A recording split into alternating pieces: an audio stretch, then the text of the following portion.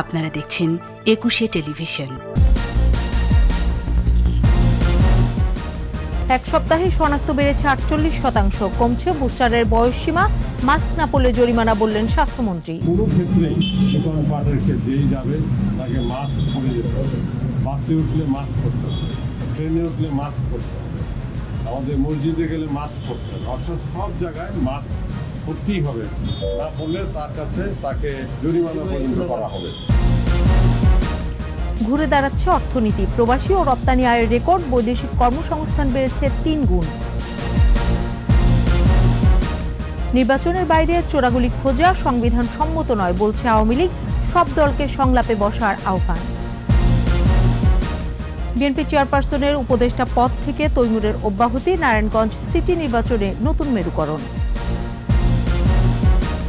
চীনের বিশ্ববিদ্যালয়ে চিকিৎসা সনদ জাল, জামিন নিতে এসে গ্রেফতার ১, বাকি ১২ জনকে আটকের নির্দেশ।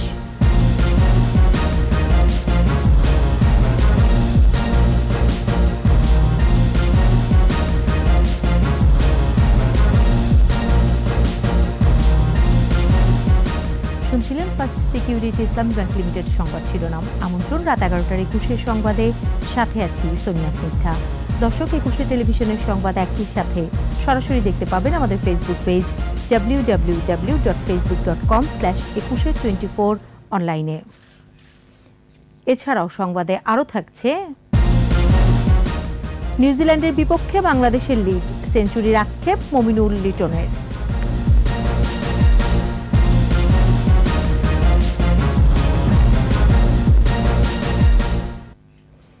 করোনায় ২৪ ঘন্টায় নতুন করে ৬৭৪ জন শনাক্তের হার বেড়ে ৩.৩৭%। মারা গেছে ৪ জন, মৃতের সংখ্যা ২৮,০০০ ছাড়িয়েছে।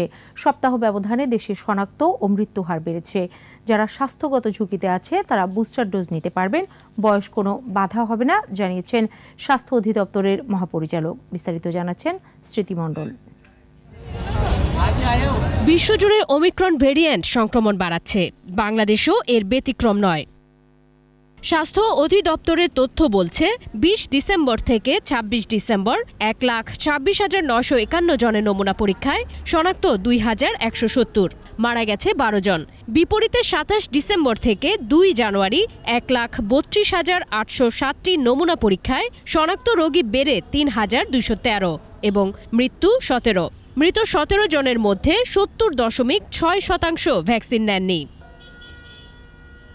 করোনা সংক্রমণের ৬৬৫তম দিনে দেশে ২৪ ঘন্টায় ৮৫২টি ল্যাবে ১৯,৯৮০টি নমুনা পরীক্ষায় শনাক্ত ৬৭৪। ৩ মাসে এটি সর্বোচ্চ শনাক্ত।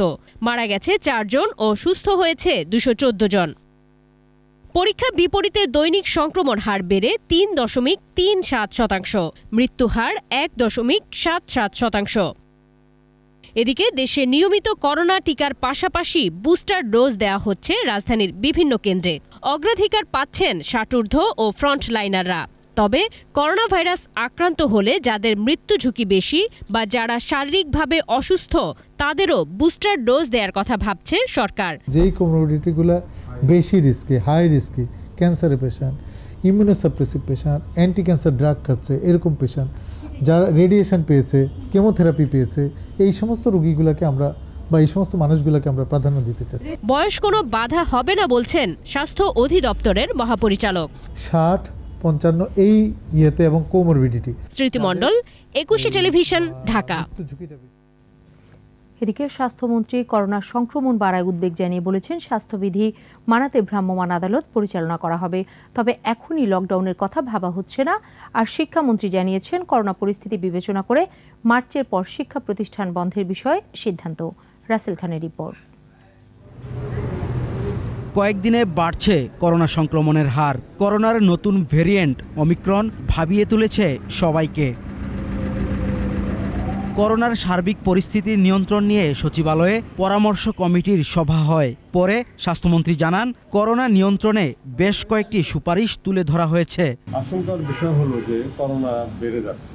আজকের কথা যদি বলি, আজকে হলো ৩.৪% হয়েছে, যেটা একই নিচে নেমে গিয়েছে, এটা আশঙ্কাজনক। মৃত্যুর হার যদিও এখনো কম আছে, কিন্তু সংক্রমণ বাড়তে থাকলে মৃত্যুর হার বেড়ে যাওয়ার সম্ভাবনা রয়েছে। আমরা এটাকে নিয়ন্ত্রণ রাখতে চাই। আপনারা জানেন, করোনা নিয়ন্ত্রণ না থাকলে আবারও সেই লকডাউনের কথা চলে আসবে। সামাজিক ও রাজনৈতিক অনুষ্ঠান সীমিত করার কথাও জানান স্বাস্থ্যমন্ত্রী। কোনো ক্ষেত্রেই দোকান পাটের যেই যাবে তাকে মাস্ক পরে যেতে হবে, বাসে উঠলে মাস্ক করতে হবে, ট্রেনে উঠলে মাস্ক করতে হবে, আমাদের মসজিদে গেলে মাস্ক করতে হবে, অর্থাৎ সব জায়গায় মাস্ক করতেই হবে, না পড়লে তাকে জরিমানা পর্যন্ত করা হবে। এদিকে অপর এক অনুষ্ঠানে অংশ নিয়ে শিক্ষামন্ত্রী জানান, পরিস্থিতি খারাপ হলে শিক্ষা প্রতিষ্ঠান বন্ধের বিষয়ে সিদ্ধান্ত আসতে পারে। আগামী দিনে আমরা কি অবস্থায় যাব সেটা নির্ভর করবে। মার্চ মাস পর্যন্ত আমাদের অপেক্ষা করতে হবে। মার্চ পর্যন্ত না দেখে আমরা বলতে পারছি না আমাদের শিক্ষা ক্ষেত্রে আমরা শিক্ষা প্রতিষ্ঠানগুলোতে পুরো দমে আমরা ক্লাস চালু করতে পারবো কিনা।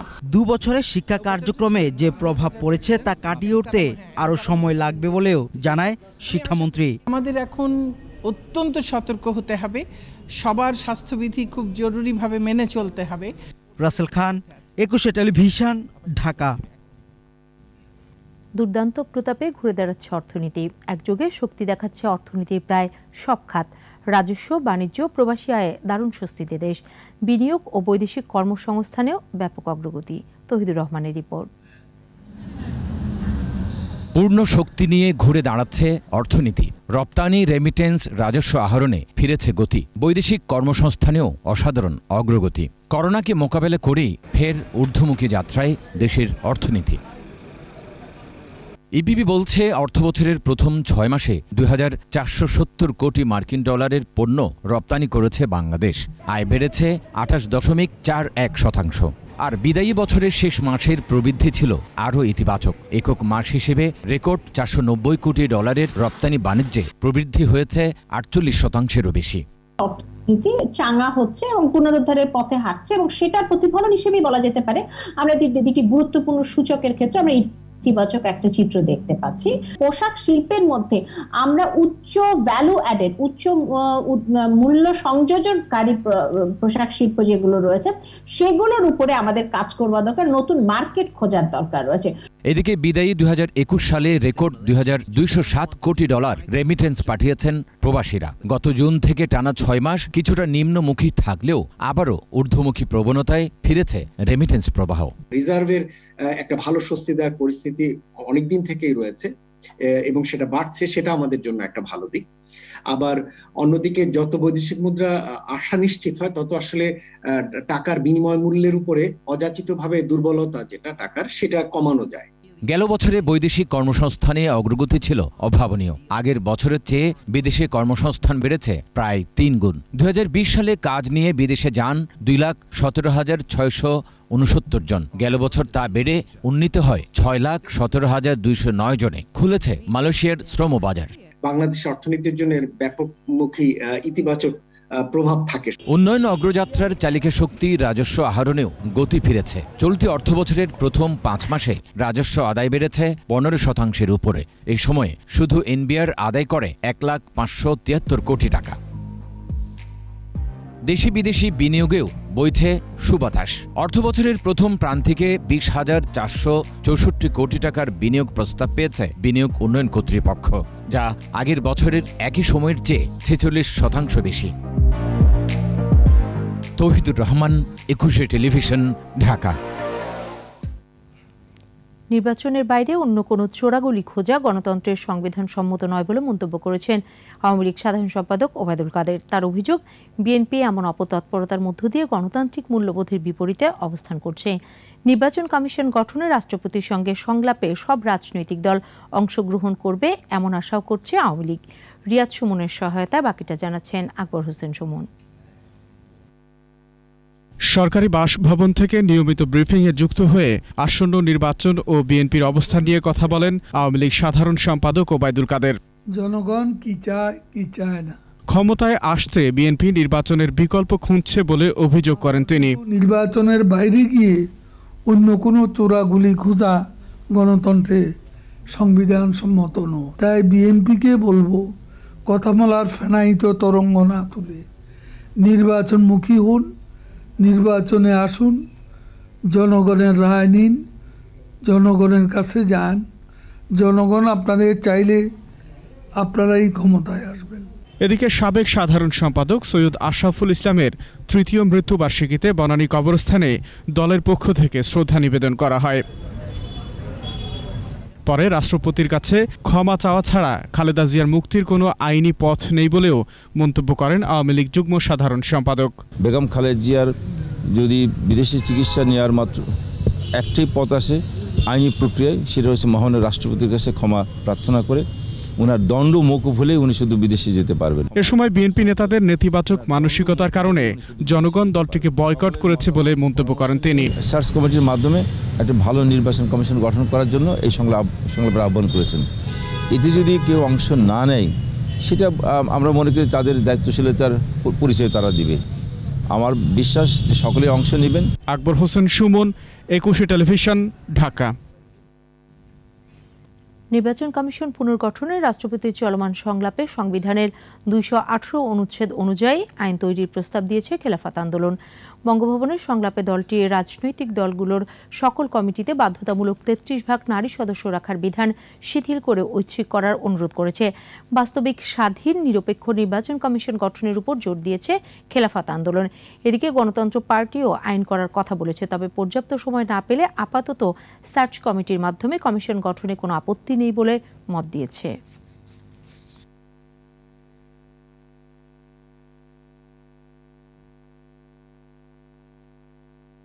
আজকে আমরা মহামান্য রাষ্ট্রপতির কাছে 8টি প্রস্তাব পেশ করেছি।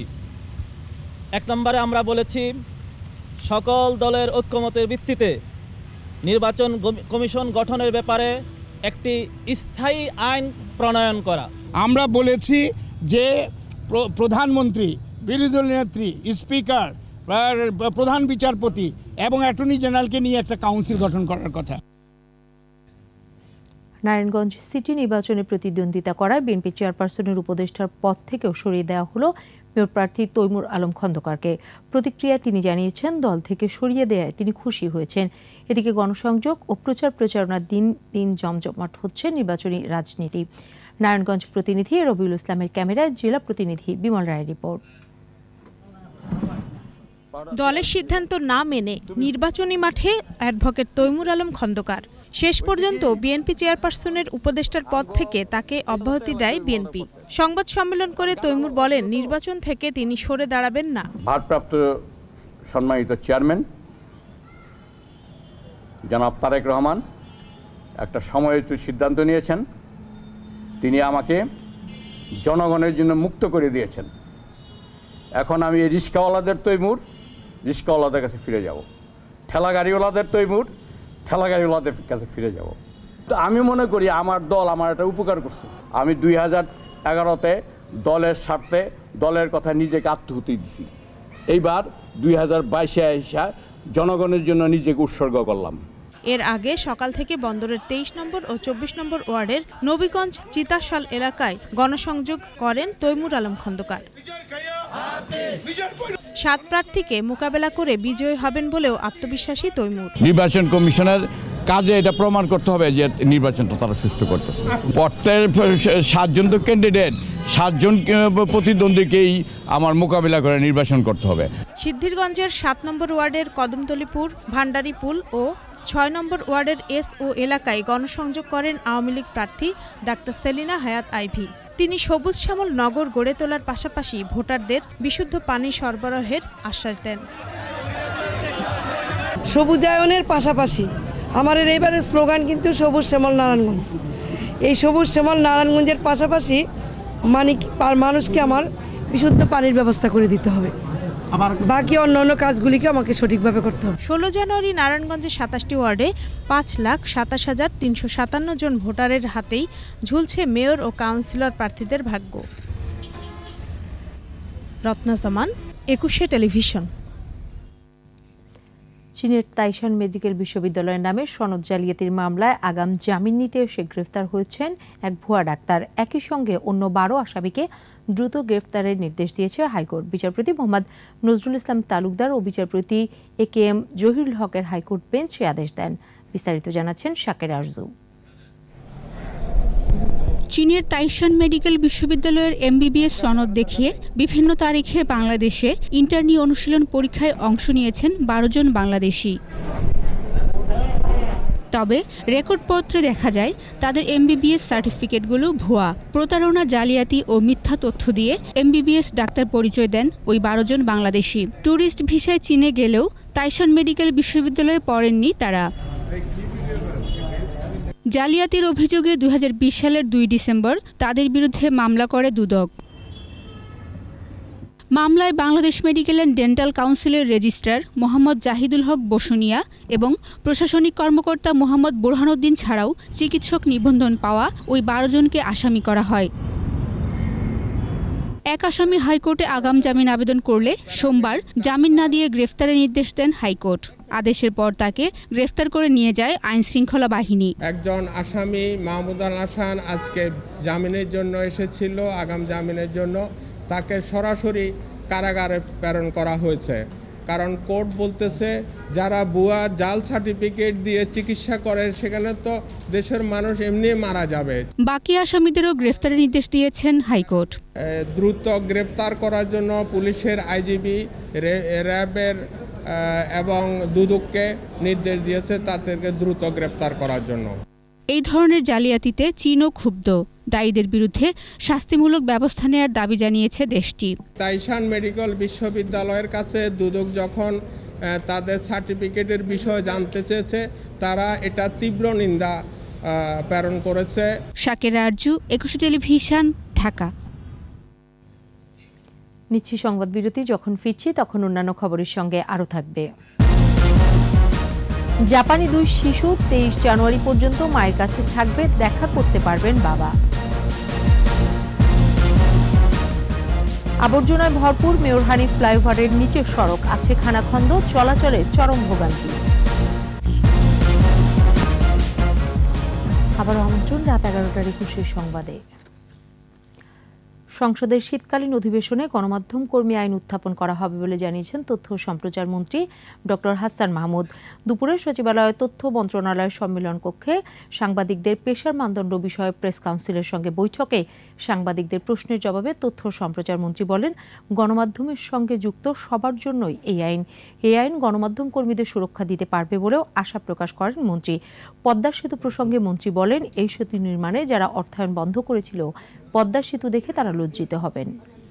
সবাই সাংবাদিকদের নেতা, সারা বাংলাদেশ তাদের সবাইকে চিনে। ইতিমধ্যেই আইনমন্ত্রী সাইন করে দিয়েছে, এখন আমরা রাষ্ট্রপতির কাছে পাঠিয়েছি। মহামান্য রাষ্ট্রপতি সেটি অনুমোদন করে দিলে এটি পার্লামেন্টে আমরা উপস্থাপন করব। আমরা আশা করছি যে এই শীতকালীন অধিবেশন, যেটি 16 জানুয়ারি শুরু হচ্ছে, সেই অধিবেশনে আমরা এটা উপস্থাপন করতে পারব। 23 জানুয়ারি পর্যন্ত জাপানি 2 শিশু তাদের মা নাকানো এরিকোর সাথে রাজধানীর বাড়িধারার হোটেলটিতে থাকবে। সোমবার প্রধান বিচারপতি হাসান ফয়েজ সিদ্দিকের নেতৃত্বাধীন আপিল বিভাগ এই আদেশ দেন। আদেশে আরও বলা হয়, প্রতিদিন সকাল 9টা থেকে রাত 9টার মধ্যে যে কোনো সময় শিশুদের সাথে তাদের বাংলাদেশি বাবা ইমরান শরীফ দেখা করতে পারবেন। আর এই সময়ের মধ্যে শিশুদের মাকে হাইকোর্টের রায়ের বিরুদ্ধে নিয়মিত আপিল দায়ের করতে বলা হয়েছে। 24 জানুয়ারি পরবর্তী আদেশ দেবেন আপিল বিভাগ। জাপানি বাচ্চা ভয় পান কেন? মার কাছে থাকবে, বাবার ভিজিটেশনের যেমন তেমন দিচ্ছে সেরকম হবে। আর হলো বলেছে যেহেতু ডিভোর্সানি মীর মোহাম্মদ করিয়ে দেন। কক্সবাজারে স্বামী ও সন্তানকে জিম্মি করে নারীকে সংঘবদ্ধ ধর্ষণের ঘটনায় বিচার বিভাগীয় তদন্ত চেয়ে হাইকোর্টে রিট করা হয়েছে। বিচারপতি মিনায়েতুর রহিমের হাইকোর্ট বেঞ্চে রিট আবেদনটি করা হয়। রিটকারীর আইনজীবী বলেন, বিভিন্ন সময় বিভিন্ন সংস্থা থেকে যেসব বক্তব্য পাওয়া গেছে তা অনেকটা সাংঘর্ষিক, সেজন্য নতুন করে বিচার বিভাগীয় তদন্ত চাওয়া হয়েছে। রিটে স্বরাষ্ট্র সচিব, পুলিশের আইজি, কক্সবাজারের র্যাবের সিইও সহ 6 জনকে বিবাদী করা হয়েছে। 22 ডিসেম্বর কক্সবাজারে স্বামী ও সন্তানকে জিম্মি করে নারীকে ধর্ষণ করে সংঘবদ্ধ চক্র।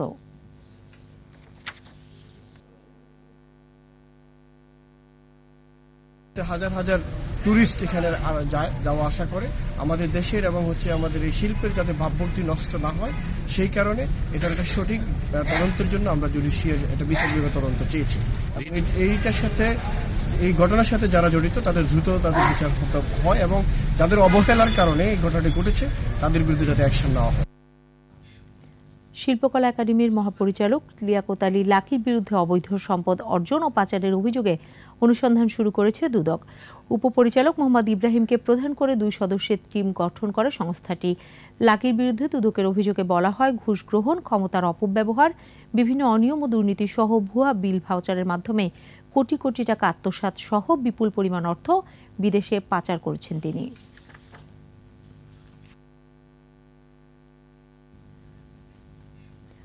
রাজধানীর গুলশান ও বনানীর 3টি স্পা সেন্টারে অভিযান চালিয়ে 28 জনকে গ্রেফতার করা হয়েছে। বিকেলে বনানীর 4 নম্বর রোডে অভিযান চালায় পুলিশ। এ সময় 2 জনকে আটক করা হয়।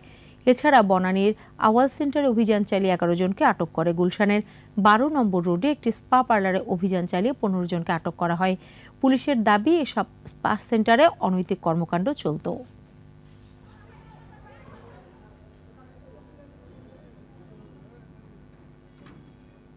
এটা যে শুধু প্রস্টিটিউশন সেরকম কিছু না, এর বাইরেও কিন্তু মাদক সেবনের জন্য এটা একটা অভয়ারণ্য মনে হয় তাদের জন্য। 3টি ফ্ল্যাটে আমরা অভিযান চালিয়েছি, 28 জনকে আমরা গ্রেফতার করেছি। তাদের বিরুদ্ধে প্রচলিত যে আইন আছে সেই আইন অনুযায়ী ব্যবস্থা নেবে। নোংরা আবর্জনায় ভরপুর রাজধানীর দীর্ঘতম ও দৃষ্টিনন্দন মেয়র হানিফ ফ্লাইওভারের নিচের সড়ক, সাথে আছে খানাখন্দন, এই পর্যাপ্ত ফুটপাতও। এ অবস্থায় ব্যস্ততম এই পথে চলাচলে ঘটছে বিঘ্ন। দীপু শিকদারের রিপোর্ট।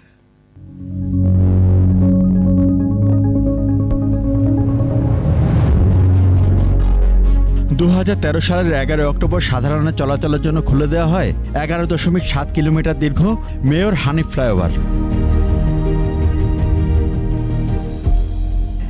ফ্লাইওভারের উপরের অংশ বেশ ছিমছাম, অথচ নিচের অংশ আবর্জনায় ভরপুর। 8 বছর পরও চানখারপুল থেকে শুরু করে ফায়ার সার্ভিস সদর দপ্তর পর্যন্ত রাস্তা পরিচ্ছন্ন হয়নি, আছে ময়লার দুর্গন্ধ। একটি অংশে ঘোড়ার আস্তাবল বাধা সৃষ্টি করছে পথচারীদের। এই ধরনের অবস্থা থাকার কারণে আমাদের মানসিক অবস্থা ভালো থাকে না। দিকে ময়লারই বিশ্রী গন্ধ, ঘোড়া টোড়া এই জায়গায় রেখে দেয়। এটা আসা যায় এতটা কষ্ট যা বলতে পারিনি কারো কাছে। কার কাছে বলবো, কার কাছে প্রকাশ করে এগুলো? যে পরিস্থিতি, মানে চলাচল উষ্টা খাইতে হয়। রাস্তা ভাঙা, রাস্তার কাজ করে না। রাস্তায় যে মনে করেন আজকের দিনে প্রত্যেকটা লোকে অবজেকশন দিতেছে। রাস্তাঘাট ভাঙ্গা, চলাচল করা যায় না, জ্যাম সৃষ্টি, গাড়িতে অনেক প্রবলেম হয়, জাপা হয়, বুকে অনেক চাপ খায়, অনেক সমস্যা হয়। ফুটপাত দিয়ে চলাচলের জন্য নেই পর্যাপ্ত রাস্তা, এসব নিয়ে ক্ষোভ আছে ব্যবসায়ীদের। গাড়িগুলিতে উঠাইলে মাল পড়া যায়, আবার উঠাইতে হয়। রাস্তা কয়েকদিন পর পরে ভাঙ্গা থাকে, আমাদের মনে করেন এদিক দিয়ে কাস্টমার আসতে পারে না, গাড়ি টোড়া চলে না। সিটি কর্পোরেশন বলছে আগামী বছরের মধ্যে ঠিক হবে সব। এটা যে ধরনের কাজ হবে তাতে খুব একটা বড় মাপের কোনো প্যাকেজ হবে না। শুষ্ক মৌসুমের মধ্যেই যদি আমরা চুক্তিটা করতে পারি, বর্ষা আসার আগে আমরা সিংহভাগ কাজে আমরা হাত দিতে পারবো। আমরা আশাবাদী যে আমরা আগামী শুষ্ক মৌসুমের ভিতরেই এখানে একটা দৃষ্টিনন্দন একটা ব্যবস্থা আমরা নিতে পারবো ফ্লাইওভারের নিচে। এছাড়াও তৈরি হবে জনবান্ধব ফুটপাত, বললেন সিটি কর্পোরেশন কর্মকর্তা। পথচারী চলাচলের জন্য যে সেটা আলাদা কন্ট্রাক্টে অলরেডি চলমান কাজ রয়েছে আমাদের। দীপু শিকদার, 21 টেলিভিশন, ঢাকা। পৌষের শীতে উত্তরাঞ্চল সহ দেশের বিভিন্ন স্থানে স্বাভাবিক জনজীবন বিপর্যস্ত। ঘন কুয়াশার সাথে হিমেল হাওয়া বাড়িয়ে দিয়েছে শীতের তীব্রতা, বাড়ছে ঠান্ডাজনিত নানান রোগবালাই। প্রতিনিধিদের সহায়তায় মাসমালিসার রিপোর্ট। কুয়াশার সাদা চাদরে ঢেকে আছে চারিপাশ, হিমেল হাওয়ায় কাঁপছে জনপদ। রংপুরে ঘন কুয়াশায় দিনের বেলাতেও হেডলাইট জ্বালিয়ে চলছে যানবাহন। এদিকে শীতের কারণে নিউমোনিয়া, কোল্ড ডায়রিয়া, শ্বাসকষ্ট সহ বিভিন্ন রোগবালাই ব্যাপকভাবে ছড়িয়ে পড়েছে। এছাড়া গবাদি পশুরাও আক্রান্ত হচ্ছে ঠান্ডাজনিত কারণে। 3 দিন ধরে দিনাজপুরের তীব্র শীতল বাতাস, নাজেহাল জনজীবন। কনকনে ঠান্ডায় দুর্ভোগে ছিন্নমূল মানুষেরা, আর নিম্ন আয়ের শ্রমজীবীরা পড়েছেন কাজের সংকটে। পালিত পশু নিয়েও বিপাকে অনেকে। চুয়াডাঙ্গায় হিমেল হাওয়া ও কুয়াশায় বাড়ছে শীতের তীব্রতা। সবচেয়ে বেশি বিপাকে পড়েছে খেটে খাওয়া ও দরিদ্র মানুষ। ঠান্ডা পড়ছে, দিন মজুরি আমরা দিন আনি দিন খাই, গরিব মানুষ কাজ না করলে চলে না আমাদের। হিলিতেও শীতের তীব্রতা বেড়েছে, কাজে যেতে না পেরে ও কাজ না পেয়ে বিপদে দিনমজুর মানুষ। বাতাসে যতই কাপড় পরতেছি কিন্তু কাপড়ের কোনো কাজ করে না। এটা শীত বেশি, মানে শীত বেশি হাত পা কিস্তিছে। শীতের জন্য আমরা খেটে খাওয়া মানুষ, দিন খেটে খায়, আমাদের কাজ কাম করতে পারতেছি না। মাসুম আলিসা, একুশে টেলিভিশন। এবারে আমাদের বিশেষ আয়োজন আমার বাংলা।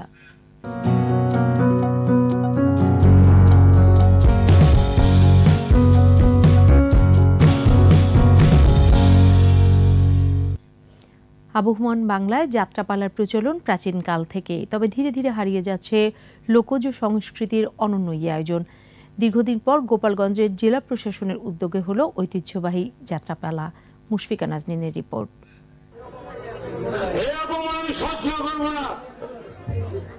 একসময় শহর বা গ্রামে রাতভর চলত যাত্রাপালা। দূর দূরান্ত থেকে মানুষ এসে ভিড় জমাতো আসরে। গ্রামের নারী পুরুষ ছেলেমেয়েরা দল বেঁধে এক গ্রাম থেকে আরেক গ্রামে যেতেন যাত্রা দেখতে। কিন্তু আকাশ সংস্কৃতির যুগে হারিয়ে যেতে বসেছে যাত্রাপালা।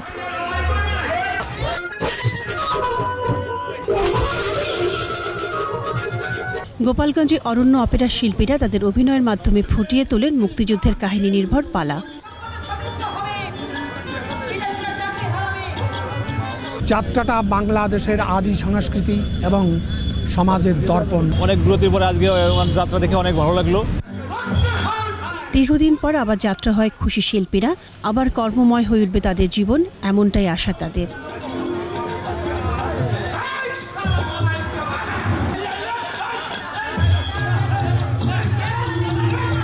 খুব ভালো লাগতেছে যে আবার যাত্রা নতুন করে ফিরে আসবে।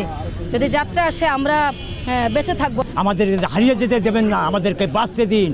আগামীতে নিয়মিত যাত্রা আয়োজনের কথা জানালেন জেলা প্রশাসক। এই শিল্পের সাথে যে সমস্ত আমাদের কলাকুশলীরা যারা ছিলেন, যারা হারিয়ে যেতে বসেছিলেন, তারা আবার এই চর্চার মাধ্যমে আবার আমাদের লাইমলাইটে আসবেন। তবে যাত্রার হারানো গৌরব ফেরাতে জাতীয় পরিকল্পনা দরকার বলে মনে করছেন সংশ্লিষ্টরা। মুশফিকা নাজনীন, একুশে টেলিভিশন। নিচ্ছি সংবাদ বিরতি। যখন ফিরছি তখন অন্যান্য খবরের সঙ্গে আরও থাকবে। বেড়েছে বেশিরভাগ ব্যাংকের পরিচালন মুনাফা, ব্যবসা বাণিজ্যের গতিশীলতায় কারণ বলছেন সংশ্লিষ্টরা। ফের করোনায় কাঁপছে বিশ্ব, পশ্চিমবঙ্গের সব শিক্ষা প্রতিষ্ঠান বন্ধ, কঠোর বিধিনিষেধ।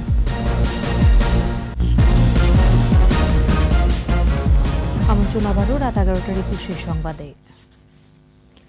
করোনা মহামারীর মধ্যেও বেশিরভাগ ব্যাংকের পরিচালন মুনাফা বেড়েছে। ঋণ শ্রেণীকরণের বিশেষ ছাড়, স্বল্প সুদে আমানত সংগ্রহ, ব্যয় সংকোচন, প্রণোদনা প্যাকেজ সহ বাস্তবায়ন সহ সার্বিক ব্যবসা বাণিজ্য গতিশীল হয়।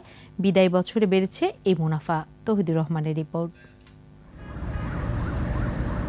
করোনা মহামারী সত্ত্বেও বিদায়ী 2021 সালে সচল ছিল অর্থনৈতিক কর্মকাণ্ড। বৈদেশিক বাণিজ্য সহ রেমিটেন্স প্রবাহের গতিও ছিল ঊর্ধ্বমুখী।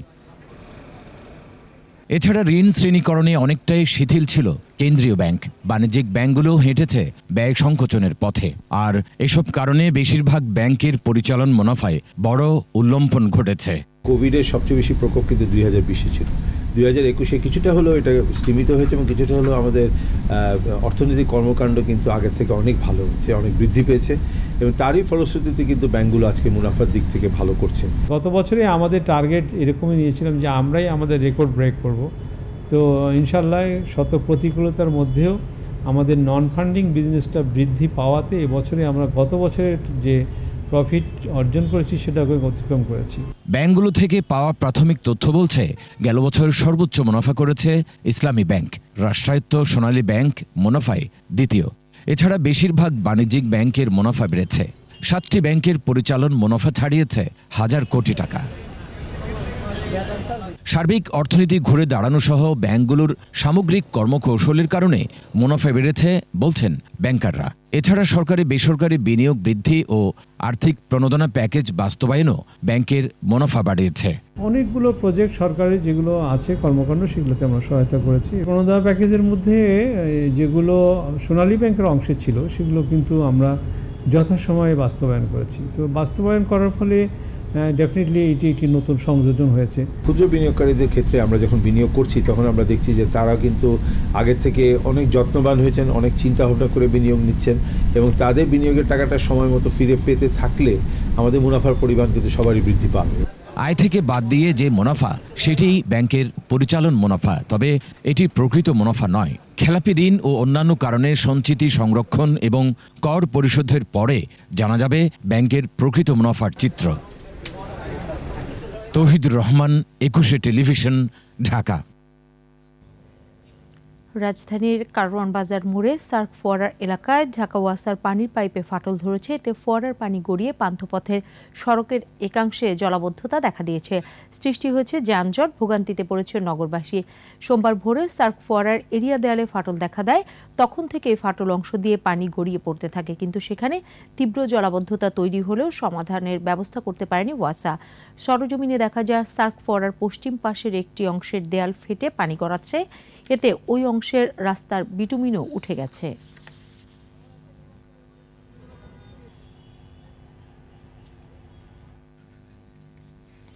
এবারে সোশ্যাল ইসলামী ব্যাংক লিমিটেড বাণিজ্য সংবাদ।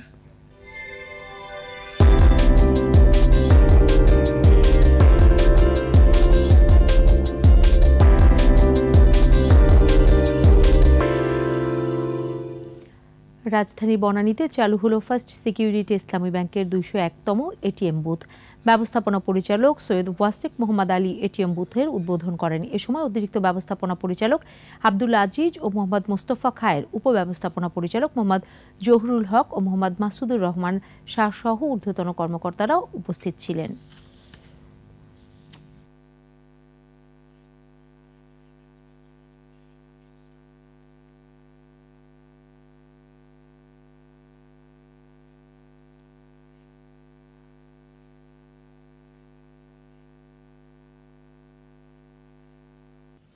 আর এর সাথে শেষ করছি রাত 11টার 21 সংবাদ। যাবার আগে ফার্স্ট সিকিউরিটি ইসলামী ব্যাংক লিমিটেড সংবাদ শিরোনামগুলো আরও একবার।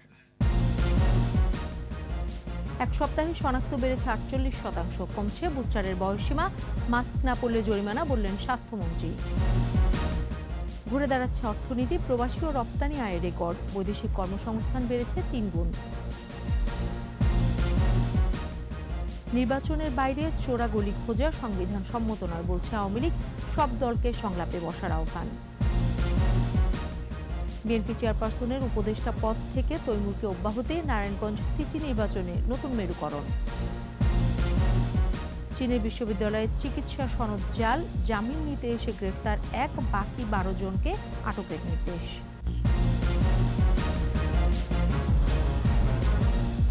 সর্বশেষ খবর জানতে ডায়াল করুন 2021 নম্বরে। আর ভিজিট করুন 21-tv.com ওয়েবসাইটে।